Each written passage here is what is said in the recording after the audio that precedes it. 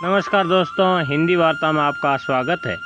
आज लाया हूँ एक छोटी सी मोटिवेशनल कहानी को लास्ट तक ज़रूर देखें। मैं रोज़ाना कहता आया हूँ कि कहानी को लास्ट तक इसलिए देखें क्योंकि ये कहानी छोटी छोटी कहानियाँ ही इंसान का जीवन बदल देती है। दोस्तों, एक बार की एक बात है कि एक किसान था और उसकी न कोई संतान थी। पति पत्नी दोनों साथ में रहते थे और काफ़ी उम्र हो जाने के बाद एक दिन वो किसान बीमार पड़ा, क्योंकि वो खेती करता था और काफ़ी मेहनत करता था, लेकिन आखिर में उसके ठीक होने की आशा न थी। तभी उसके पास अपनी पत्नी को बुलाया, जो बूढ़ी हो चुकी थी, और उसे एक डिब्बा दिया। और डिब्बा देने के बाद में वो ख़त्म हो गया। काफ़ी दिनों बाद, कुछ समय बीतने के बाद में बुढ़िया ने उस डब्बे को खोला और उस डब्बे में 3 पुड़ियाँ मिली थी। और उसने एक पहली पुड़ी खोली, उस पर लिखा था कि हमेशा दूसरों की मदद करना। तभी उस बुढ़िया ने मन में धार लिया कि मैं हमेशा दूसरों की मदद करूंगी, किसी का बुरा नहीं करूंगी। और फिर उस बुढ़िया ने दूसरी पुड़ी खोली और उस पर लिखा हुआ था कि ये मेरा खेत केवल मेरी बुढ़िया को ही मिले और वह उससे खेती करे। तभी फिर बुढ़िया ने अपने आप पे भरोसा किया कि मैं इस खेत पर खेती करूंगी। और जैसे ही उसने तीसरी पुड़िया खोली तो उसमें 300 रुपये लपेटे हुए थे और उस पैसों पर लिखा हुआ था कि इन पैसों का कहीं ऐसे जगह उपयोग करना जिससे किसी की मदद हो। तब फिर उस बुढ़िया ने वादा किया कि इस रुपये का उपयोग मैं किसी अच्छे काम में ही करूँगी। और उस बुढ़िया के घर में गेहूँ और चने 3 महीने के लिए खाने के लिए रखे हुए थे और वो खुशी खुशी रहती और खाती पीती रहती। और उसके दिमाग में ये भी था कि मेरे को खेती करनी है और खेत खोदेगा कौन। तभी उसी वक्त गांव के बाहर काफ़ी शोर सुनाई दे रहा था और वो वहाँ गई। तभी एक सूअर अपनी जान बचाने के लिए इधर उधर भाग रहा था और लोगों ने उस सूअर को पकड़ लिया। तभी बुढ़िया ने सोचा कि इस सूअर की जान बचाने से अच्छा और क्या होगा।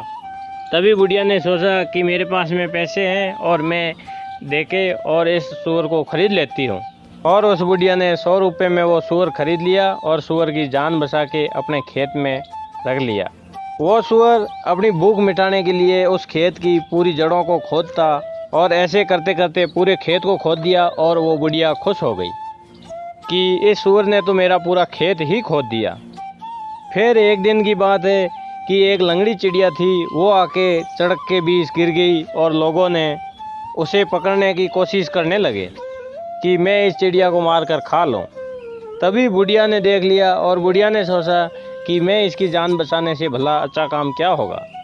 तभी बुढ़िया ने उन लोगों से वो चिड़िया भी खरीद ली और उस चिड़िया को दूध रोटी खिलाई और चिड़िया एकदम से ठीक हो गई और उस बुढ़िया के छत पे रहने लगी। एक दिन की बात है कि उसी गांव में छोटे छोटे बच्चों ने एक मोर को पकड़ लिया था। तभी कोई पंख उखाड़ता, कोई उसे परेशान करता। तभी ये नतीजा बुढ़िया ने देखा। तभी बुढ़िया ने कहा, बच्चों मैं आपको ढेर सारी कुल्फ़ी खिलाऊंगा और मोर मुझे दे दो। और बुढ़िया ने मोर ले लिया और बच्चों को भरपेट कुल्फ़ी खिलाई और उस मोर को लाकर अपने खेत में छोड़ दिया। तभी मोर कभी खेत में रहता और कभी घर में रहता और सब कुछ बढ़िया होता गया। और एक दिन की बात है कि उसने सोचा कि मैं इस खेत में क्या बोऊं। तभी एक लंगड़ी चिड़िया थी, वो बोली और उस बुढ़िया के झोली में उस चिड़िया ने एक तरबूज का बीज गिरा दिया। तभी बुढ़िया ने कहा कि मैं इसी बीज को बोऊंगी और तरबूज बो दिया। तभी बुढ़िया ने सोचा कि अब इसमें पानी कौन देगा। तब मोर उस खेत में अच्छा सा नाचने लगा। तब बुढ़िया को अंदाज़ा लगा कि अब बारिश होने वाली है और बारिश हुई और घमासान बारिश हुई और तरबूज फलने फूलने लगा। और देखते ही देखते पूरे खेत में तरबूज ही तरबूज हो गए और इतने फल लगे हुए थे और इतने मीठे तरबूज कि अब वो उन तरबूजों को बेचती और ढेर सारा धन कमा लेती। वो अपने घर में खुशी खुशी रहने लगी। तब उस गांव के लोगों ने देखा और बोला कि इस बुढ़िया को अपने जीवन का फल मिला है और इनकी मेहनत का फल मिला है, इसके अपने किए हुए अच्छे कर्मों का फल मिला है और इसने अपना धन से घर भर लिया है। दोस्तों, ये छोटी सी कहानी हमें हमारे जीवन में बहुत बड़ी सीख देती है कि हमेशा दूसरों के जीवन में मदद करनी चाहिए।